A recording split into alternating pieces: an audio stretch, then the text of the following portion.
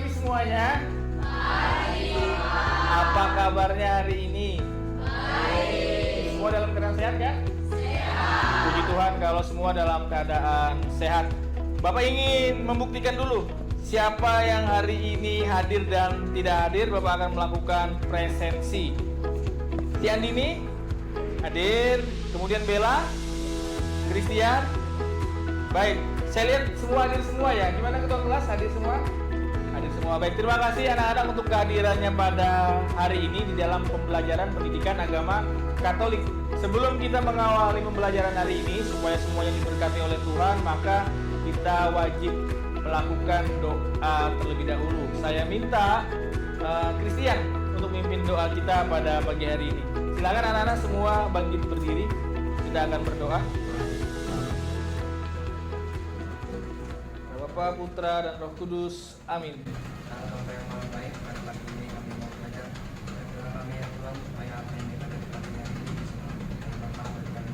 Jadi khusus Tuhan dan pengantara kami. Amin. Dalam nama Bapa dan Putra dan Roh Kudus. Amin. Terima kasih, Christian. Ya. Anak-anak, siapa yang masih ingat materi kita minggu lalu? Oh ya, Yesi silakan. Materi kita minggu lalu kita membahas tentang mengembangkan budaya kasih. Betul sekali. Ada yang bisa bantu Bapak enggak untuk mengingat sekilas isinya materi tentang materi minggu lalu itu apa aja? Ada? Oh, ya Yanti, bagaimana? Silakan. Kemarin tuh menjelaskan tentang budaya kasih yang melibatkan dalam kekerasan secara verbal, kekerasan secara fisik, kekerasan secara rasional, kekerasan secara elektronik. Iya, betul. Terima kasih untuk Yanti dan Yesi yang masih mengingat. Bapak percaya juga bahwa semuanya masih mengingat materi kita minggu lalu. Terus bagaimana dengan materi kita minggu ini anak-anak? Jadi materi kita minggu ini masih berkaitan dengan tema yang sama, yaitu mengembangkan budaya kasih. Hanya saja nanti untuk tingkat ketercapaian ketuntasan dalam pembelajaran itu yang berbeda. Bapak nanti akan menunjukkan apa saja sih tujuan pembelajaran yang akan kita lakukan pada pembelajaran kali ini. Namun, di depan Bapak ada pertanyaan yang barangkali bisa membuat anak-anak untuk bisa semakin mengerti bagaimana arah pembelajaran kita hari ini. Apa saja tantangan dan peluang dalam mengembangkan budaya kasih itu? Ada yang bisa jawab enggak? Iya, Andini silakan. Tantangan dalam mengembangkan budaya kasih adalah lingkungan yang tidak kondusif. Lingkungan yang tidak kondusif dapat menghambat pengembangan budaya kasih. Misalnya, lingkungan yang penuh dengan kekerasan dan kebencian akan sulit untuk menciptakan budaya kasih. Sedangkan peluang dalam mengembangkan budaya kasih, kebutuhan akan kasih, setiap orang membutuhkan kasih. Kasih dapat memberikan rasa aman, nyaman, dan kebahagiaan. Iya. Kebutuhan akan kasih ini dapat menjadi peluang dalam mengembangkan budaya kasih, karena dapat mendorong orang untuk saling mengasihi.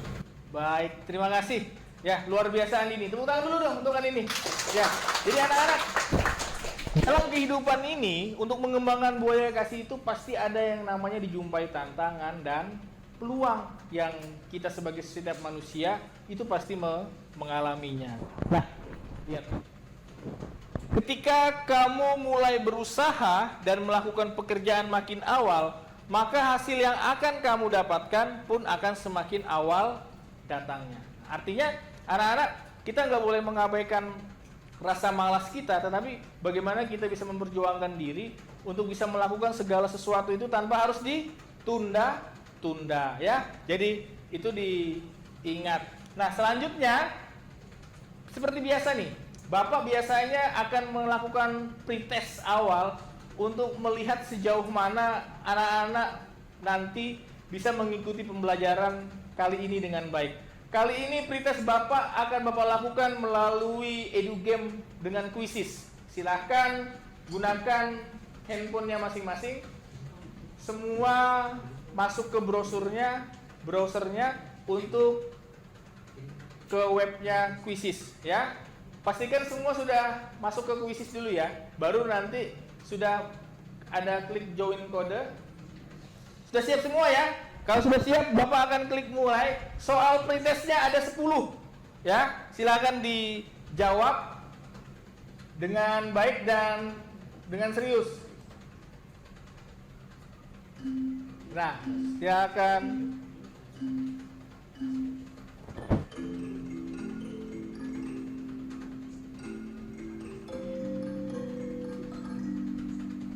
Silakan jawab. Bapak juga akan mantau nih. Ya. Ya. Gimana Nasela? Udah? Udah semua? Oke, kalau sudah ya, kita akan lihat hasilnya.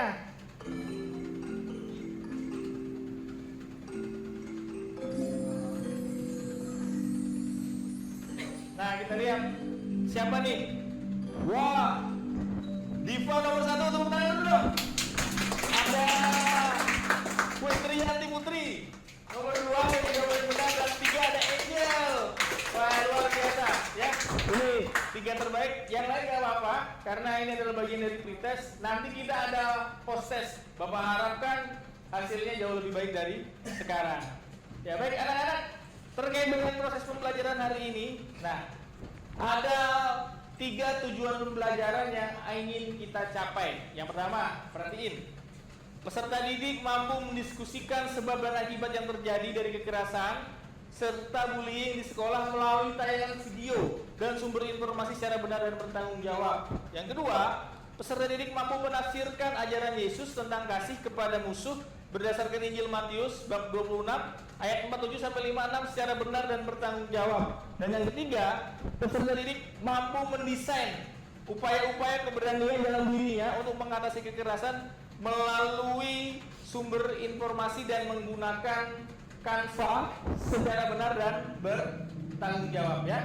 3 ini yang kita capai hari ini dalam proses pembelajaran ya. Jadi anak-anak, kita akan lihat, berarti kita akan menyaksikan, mengamati dan melihat secara bersama tentang tayangan video yang akan Bapak putarkan. Mohon untuk semuanya menyimak dan melihat dengan baik.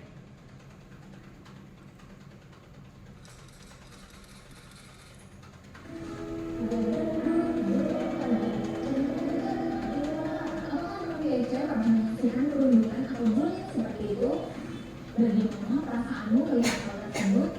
Mungkin kamu akan merasa sedih, takut untuk membela, bahkan khawatir jika hal tersebut terjadi padamu. Menurut kamu, kira-kira bagaimana mungkin bisa jadi lebih parah? Misal, kamu yang jadi sasaran atau pelaku bullying menghukum korban setelah kamu pergi. Tapi, jangan biarkan perundungan terjadi di sekitarmu. Ayo, jadi anak yang peka, peduli dan menyayangi sesama. Laporkan dan stop perundungan. Kejar cita, kejar ilmu, raih cita. Iya, baik. Anak-anak sudah melihat tayangan video tadi terkait dengan cara menghadapi bullying atau kekerasan di sekolah.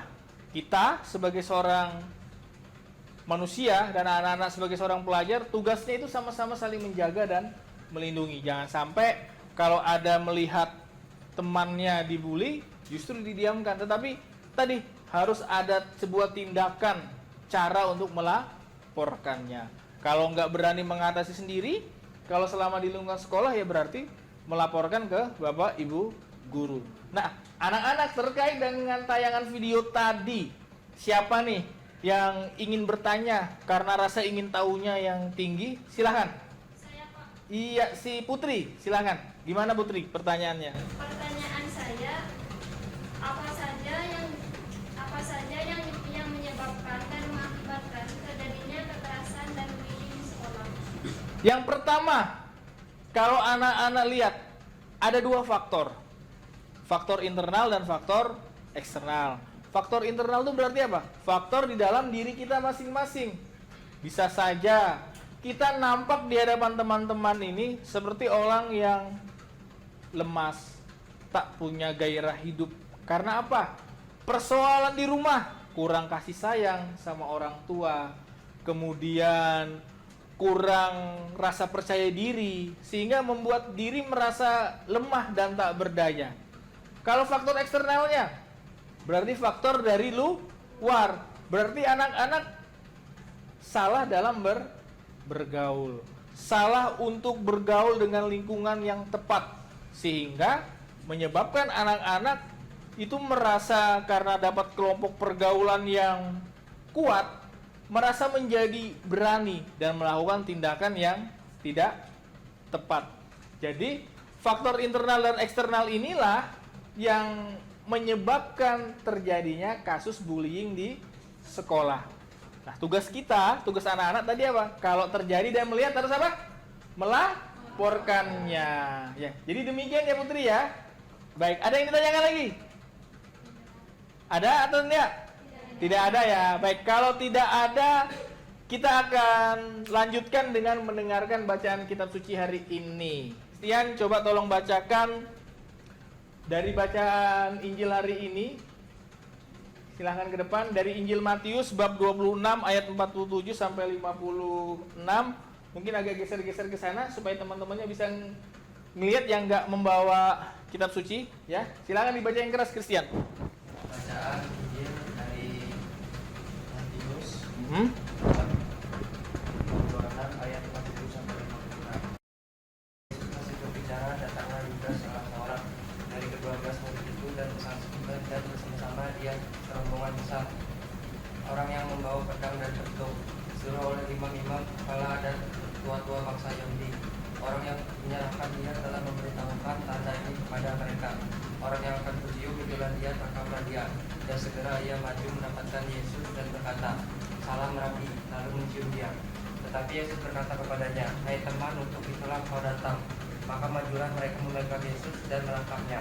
Tetapi seorang dari mereka yang menyertai Yesus mengulurkan tangannya, mengunus pedangnya dan menetapkannya kepada hamba imam besar sehingga putus telinganya.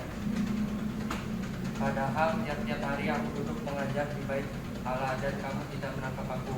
Akan tetapi semua ini terjadi supaya genap yang ada tertulis dalam kitab nabi-nabi. Lalu semua murid itu meninggalkan dia dan melarikan diri. Demikianlah Injil Tuhan. Terpujilah Kristus. Silakan, terima kasih Christian. Ya, anak-anak sudah menyimak, melihat tayangan video hari ini. Anak-anak juga sudah mendengarkan bacaan Injil hari ini. Maka tugas anak-anak yang pertama kali ini adalah kita masuk dalam diskusi ke kelompok. Ya, kita sudah membentuk kelompok. Ini kelompok 1, ada kelompok 2, ada kelompok 3 dan kelompok 4. Bapak sudah bagi juga 4 pernyataan yang akan anak-anak diskusikan di dalam kelompok. Kelompok pertama tentang macam-macam kasus konflik dan kekerasan yang terjadi di sekitar kita. Yang kelompok kedua, yang menjadi akar dari semua konflik dan kekerasan itu apa aja. Yang ketiga, berdasarkan tadi ya, ini yang ketiga berdasarkan Injil Matius bab berapa tadi? Bab 26 kan? Ayat berapa yo? 47 sampai 56. Sikapmu sebagai pengikut Yesus atau sebagai seorang Katolik itu seperti apa? Kemudian kelompok 4, upaya-upaya keberanian yang dilakukan untuk mengatasi kekerasan dengan kasih itu apa aja? Ya, paham anak-anak? Anak-anak boleh gunakan perangkat komputer yang ada untuk mencari landasan sebagai sumber informasi dari diskusi yang pertama ini. Silakan dikerjakan. Meskipun anak-anak mencari dari sumber informasi di internet, tapi tolong nanti sumber itu disesuaikan dengan tayangan video dan bacaan Injil hari ini ya. Jangan asal di copy paste, tapi juga dianalisis lagi hasil jawaban dari internet yang anak-anak cari, tapi dilihat kembali kira-kira yang dicari di internet ini benar atau enggak melalui tayangan video dan bacaan Injil hari ini. Kelompok 1 sudah? Kelompok 2? Sudah. Kelompok 3 sudah? Kelompok 4? Sudah. Baik. Berarti 4 kelompok sudah selesai. Jadi salah satu bentuk presentasi ke depan ini adalah melatih rasa percaya diri ya, untuk membiasakan anak-anak semua. Nah, sekarang supaya urut aja deh. Bapak minta dari kelompok 1 untuk mempresentasikan hasilnya. Nanti perhatiin Karena kelompok 1 yang akan presentasi, kelompok 2 memberikan tanggapan. Begitu juga seterusnya. Sebelumnya perkenalkan, nama saya Putri dari perwakilan dari kelompok 1. Izinkan saya mempresentasi dari hasil kerja kelompok kami tentang macam-macam kasus konflik dan kekerasan yang terjadi di sekitar kita. Konflik dan kekerasan adalah dua hal sering terjadi di sekitar kita. Konflik adalah suatu pertentangan atau perselisihan antara dua atau lebih pihak, sedangkan kekerasan adalah tindakan yang menggunakan kekuatan fisik atau ancaman. Konflik dan kekerasan dapat menyebabkan korban mengalami kerugian fisik seperti luka-luka, cacat, atau bahkan kematian. Selain itu, konflik dan kekerasan juga dapat menyebabkan korban mengalami kerugian psikologis seperti stres, depresi, dan kecemasan. Dan yang kedua, ketidakstabilan sosial. Konflik kekerasan dapat menyebabkan ketidakstabilan sosial seperti kerusuhan, perang, dan perpecahan. Sekian dari presentasi saya. Terima kasih. Iya, baik, kita beri tepuk tangan dulu untuk kelompok 1. Nah, sekarang kelompok 2 silakan. Dari tadi mendengar dan menyimak, silakan. Ada nggak pertanyaan tanggapan untuk kelompok 1? Coba siapa? Iya, Angel. Gimana pertanyaannya? Bagaimana cara menyelesaikan konflik secara damai? Silakan dijawab kelompok 1. Izin menjawab pertanyaan dari kelompok 2. Bagaimana cara menyelesaikan konflik secara damai? Cara menyelesaikan konflik secara damai antara lain melalui dialog, negosiasi, dan mediasi. Ya. Gimana? Jelas? Baik. Terima kasih. Kita beri tepuk tangan sekali lagi untuk kelompok 1. Terima kasih kelompok 1. Kita beralih ke kelompok 2. Siapa yang mau mempresentasikan kelompok 2? Silakan si Erlinda ya.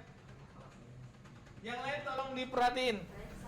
Izinkan saya mempresentasikan dari kelompok 2 yang menjadi akar dari semua konflik dan kekerasan. Akar dari semua konflik dan kekerasan adalah rasa ketidakadilan. Rasa ketidakadilan dapat disebabkan oleh berbagai faktor seperti perbedaan, kesengajaan, dan ketidakadilan. Rasa ketidakadilan hal ini dapat dilakukan dengan cara meningkatkan pemahaman tentang perbedaan dan keragaman sehingga kita dapat menghargai dan menghormati perbedaan, mengembangkan sistem dan kebijakan yang adil sehingga kesengajaan dan ketidakadilan dapat diminimalkan atau dihilangkan, membangun budaya toleransi dan memaafkan sehingga dapat hidup berdampingan dengan orang-orang yang berbeda dari kita. Dengan mengatasi apa-apa masalahnya kita dapat menciptakan masyarakat yang damai dan sejahtera di mana semua orang dapat hidup dengan aman dan nyaman.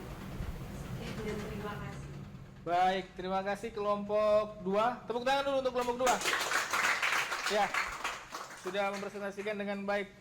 Kelompok 3, dari apa yang dipresentasikan, ada nggak tanggapan pertanyaan untuk kelompok 2? Trisno ya, silakan. Apa itu Trisno pertanyaannya? Bagaimana rasa ketidakadilan dapat menimbulkan konflik dan kekerasan? Oke, silakan kelompok 2 dijawab tadi dari pertanyaan yang disampaikan oleh perwakilan kelompok 3. Baik, saya akan menjawab bagaimana rasa ketidakadilan dapat menimbulkan konflik dan kekerasan. Jawabannya adalah rasa ketidakadilan dapat menimbulkan konflik dan kekerasan karena dapat menimbulkan emosi negatif seperti kemarahan, kebencian, dan emosi. Emosi negatif ini dapat mendorong orang untuk melakukan tindakan kekerasan baik secara langsung maupun tidak langsung. Udah? Kelompok 3 gimana? Jelas, paham? Diterima ya? Ya, Pak. Baik. Tepuk tangan untuk kelompok 2 dan kelompok 3 yang sudah memberikan tanggapan juga. Selanjutnya, siapa yang mewakili hari ini untuk presentasi kelompok 3? Ya, Pak. Juventus. Silakan. Baik, di sini saya ingin mempresentasikan tugas dari kelompok 3, yaitu sikap sebagai pengikut Yesus atau orang Katolik. Dalam Injil Matius pasal 26 ayat 47 sampai 56 dikisahkan tentang penangkapan Yesus oleh orang-orang yang dikirim oleh iman-iman, kepala dan tua-tua bangsa Yahudi. Sebagai pengikut Yesus atau orang Katolik, kita harus meneladani sikap kasih dan pengampunan Yesus. Kita harus mengasihi dan mengampuni orang lain, bahkan kepada orang yang menyakiti atau mengkhianati kita. Dengan menerapkan sikap kasih dan pengampunan dalam kehidupan kita, kita dapat menciptakan dunia yang lebih baik, penuh dengan cinta dan kedamaian. Sudah? Sekian dari presentasi kami. Sekian, terima kasih. Baik, terima kasih kelompok 3 yang diwakili oleh Juventus. Tepuk tangan dulu. Iya. Kelompok 4 dan kelompok yang lainnya sudah mendengarkan. Sekarang kelompok 4 silahkan beri tanggapan. Siapa nih yang mewakili? Si Bella. Iya, silakan. Apa Bella pertanyaan tanggapannya? Apakah ada perbedaan antara mengampuni dan melupakan? Ya, siapa yang mau jawab? Juventus? Ya. Ada perbedaan antara mengampuni dan melupakan. Memaafkan adalah tindakan melepaskan rasa sakit dan kecewa yang kita rasakan terhadap orang yang menyakiti atau mengkhianati kita. Melupakan adalah tindakan menghapus semua ingatan tentang peristiwa yang menyakiti tersebut. Udah? Udah ya? Gimana kelompok 4? Diterima jawabannya? Terima, jelas ya. Baik, tepuk tangan untuk kelompok 3 dan kelompok 4 juga yang sudah memberikan tanggapan. Nah, sekarang kita akan dengarkan presentasi dari kelompok 4. Siapa yang mewakili? Yesi ya, silakan. Yesi, baca presentasinya dengan keras. Ya, terima kasih atas kesempatannya. Saya Yesi, saya merupakan perwakilan dari kelompok 4. Saya akan mempresentasikan perdiskusian tentang upaya-upaya keberanian yang dilakukan untuk mengatasi kekerasan dengan kasih. Upaya-upaya keberanian yang dilakukan untuk mengatasi kekerasan dengan kasih. Kekerasan adalah masalah yang kompleks dan sulit untuk diatasi. Namun dengan keberanian dan tekad, kekerasan dapat diatasi dengan kasih. Berikut adalah beberapa hal yang dapat kita lakukan untuk mengembangkan keberanian dalam mengatasi kekerasan dengan kasih. 1. Yakinlah bahwa kasih adalah kekuatan yang lebih besar daripada kekerasan. Yang kedua, teladanilah Yesus Kristus yang mengajarkan kita untuk mengasihi musuh kita. Yang ketiga, berdoalah untuk kekuatan dan bimbingan dari Tuhan. Dengan keberanian dan tekad, kita dapat menciptakan dunia yang lebih damai dan penuh kasih, di mana semua orang diperlukan dengan hormat dan martabat. Terima kasih. Sekian presentasi saya pada hari ini. Apakah ada pertanyaan yang ingin disampaikan? Baik, terima kasih kelompok 4 yang sudah mempresentasikan. Artinya nih, berarti kelompok 1 silakan memberikan tanggapan dari presentasi kelompok 4. Siapa? Bagaimana kita dapat mengembangkan keberanian dan mengatasi kekerasan dengan kasih? Terima kasih atas pertanyaannya kelompok 1. Untuk mengembangkan keberanian dalam mengatasi kekerasan dengan kasih, kita harus yakinkan bahwa kasih adalah kekuatan yang lebih besar daripada kekerasan. Bagaimana kelompok 1? Jelas? Jelas ya. Baik, kita beri tepuk tangan dulu kelompok 4 dan kelompok 1. Dan Bapak berikan apresiasi yang luar biasa untuk semua kelompok yang sudah mempresentasikan hari ini dengan bagus-bagus. Bapak tadi mengamati bahwa kalian anak-anak dalam kelompok sudah berdiskusi dengan baik sehingga ini terbukti hasilnya maksimal dan bagus. Hari ini kita akan melakukan proyek dan mendesain perencanaan produk. Seperti biasa, minggu lalu anak-anak sudah Bapak latih, ajarkan untuk membuat TTS Canva. Nah, hari ini, kalau minggu lalu secara perseorangan, hari ini secara berkelompok, ya. Anak-anak akan membuat TTS Canva, dan seperti biasa juga Bapak akan membagikan lembar kerja. Lembar kerja ini sebagai acuan anak-anak untuk melihat proses pembuatannya. Ini untuk kelompok 1, ini untuk kelompok 2, ini untuk kelompok 3, dan ini untuk kelompok 4. Anak-anak, ada 4 kelompok di sini ya. Jadi nanti anak-anak supaya terarah, kelompok 1 akan membicarakan tentang faktor-faktor yang menyebabkan terjadinya kekerasan dan bullying di sekolah. Ya, berarti mencari pertanyaan dan jawabannya seputaran ini saja.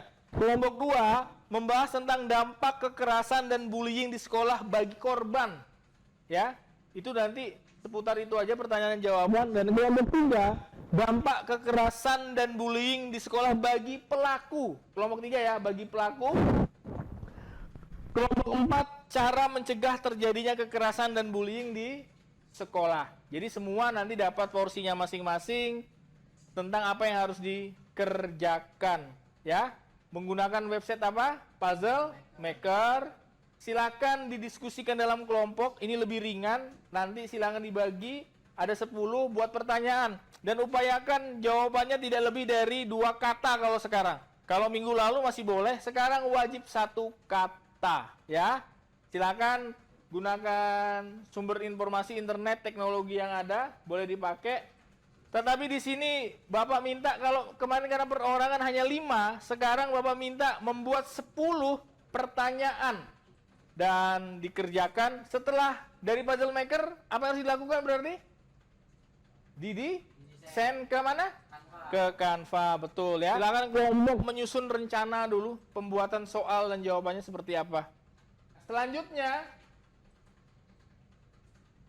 kita akan buat kesepakatan jadwal penentuan waktu pengerjaan ya, berdasarkan apa yang di depan. Tadi Bapak sampaikan ada 20 menit, bisa sanggup? Sanggup ya? Silakan didiskusikan. Bapak akan mengecek, memantau pekerjaan anak-anak. Ya, pakai Puzzle Maker ya, kelompok 2 ya.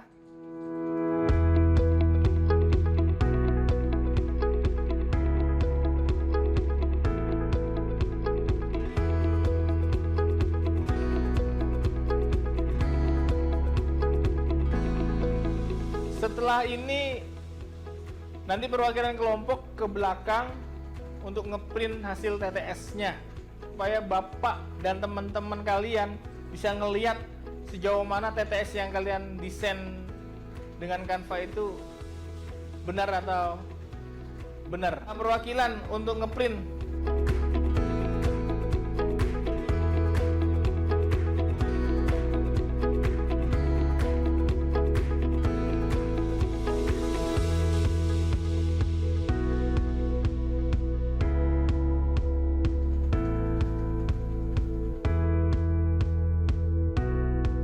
Kita akan menguji hasil dari pembuatan proyek TTS Canva anak-anak.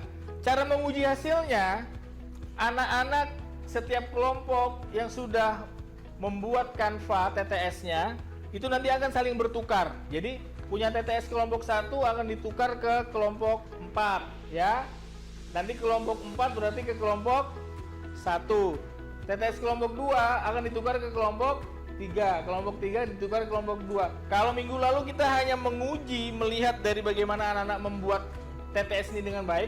Hari ini secara kelompok anak-anak selain membuat TTS Canva ini dengan baik, juga menguji dari pertanyaan-pertanyaan yang anak-anak buat. Silahkan saling bertukar. Ayo kelompok 1 bertukar ke kelompok 4 TTS-nya. Ya, silahkan dikerjakan.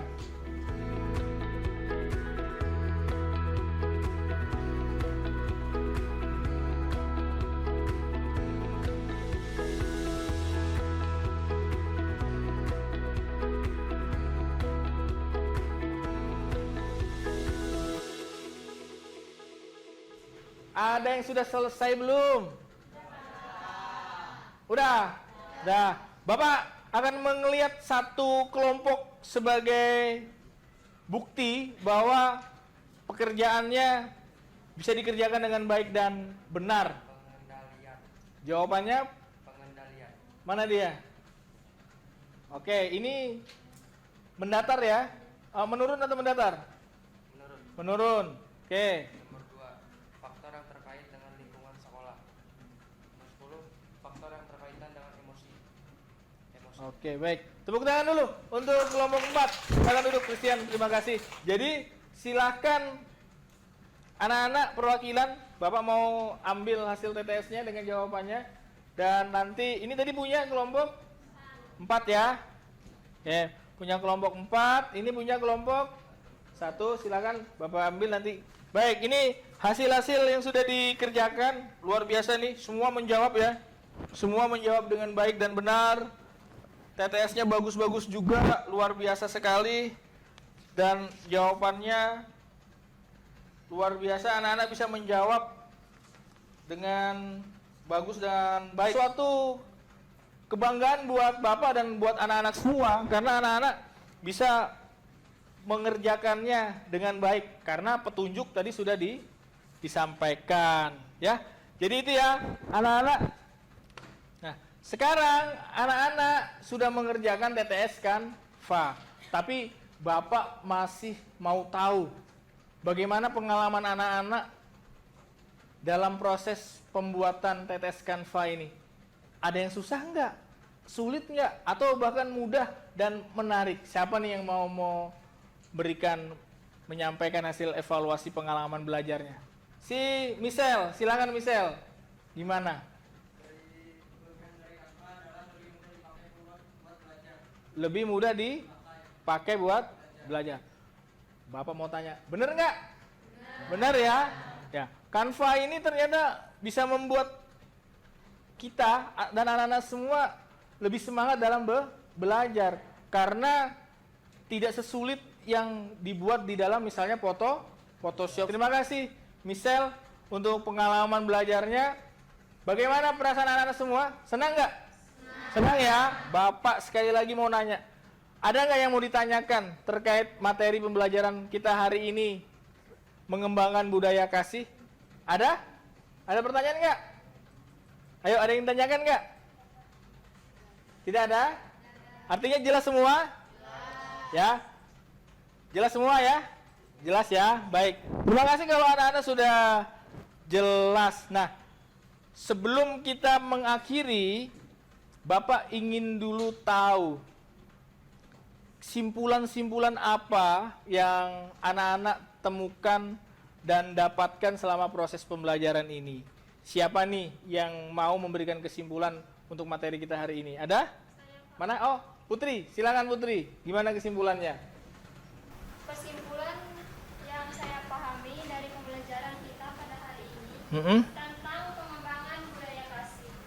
Kesimpulannya adalah masalah yang kompleks dan ada berbagai macam akar penyebabnya. Sebagai pengikut Yesus atau orang Katolik, kita harus meneladani sikap kasih dan pengampunan Yesus dalam kehidupan kita.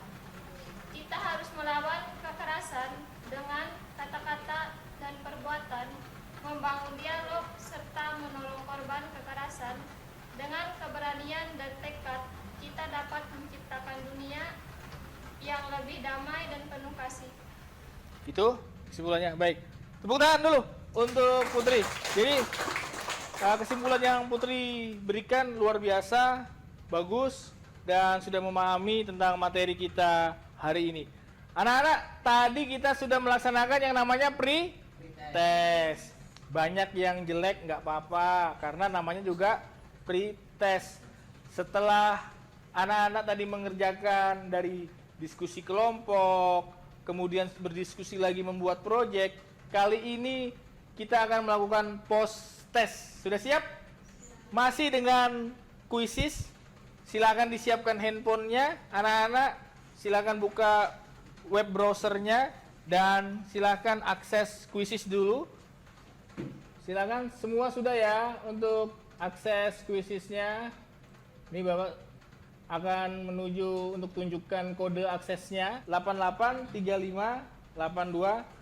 Jangan lupa tulis namanya secara benar dan lengkap. Oke ya, ini sudah komplit. Kalau sudah siap, siap-siap untuk jawab dengan baik dan benar.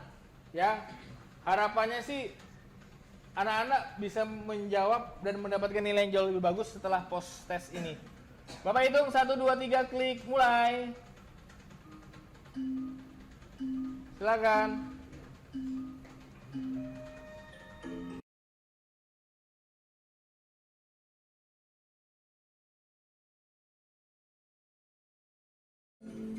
Oke.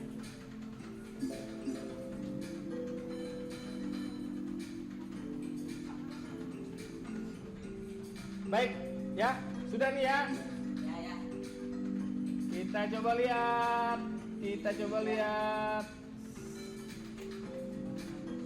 Kita kiri. Perhatikan ke depan. Wah. Tepuk tangan dulu. Yang ini kalau lihat dari layar tadi semuanya benar semua. Tapi kenapa Diva jadi yang pertama? Karena proses pengerjaannya yang cepat. Tepuk tangan dulu ke semua. Ya. Anak-anak semua anak-anak hebat yang mengalami peningkatan hasil belajar di evaluasi pembelajaran, dan inilah yang Bapak harapkan.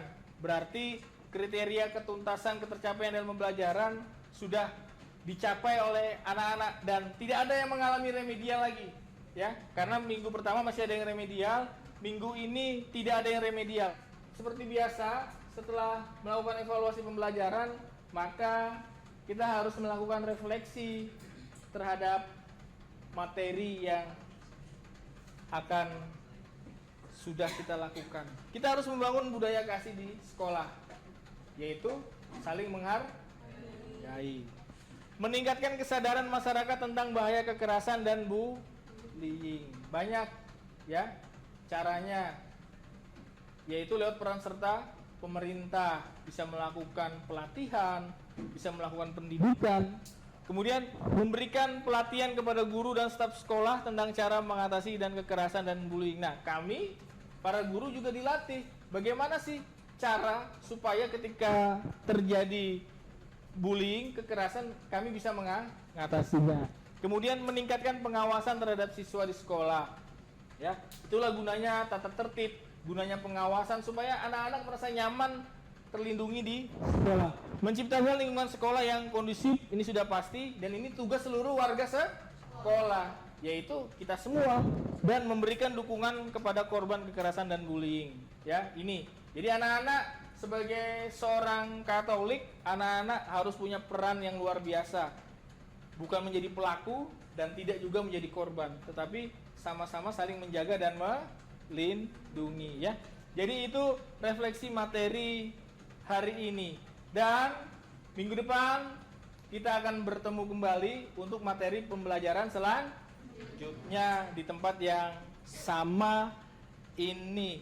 Anak-anak, terima kasih sudah belajar pendidikan agama Katolik pada hari ini, dan anak-anak senang, Bapak apalagi tambah senang karena anak-anak sudah berhasil meningkatkan hasil belajar dan aktivitas belajarnya hari ini dengan baik.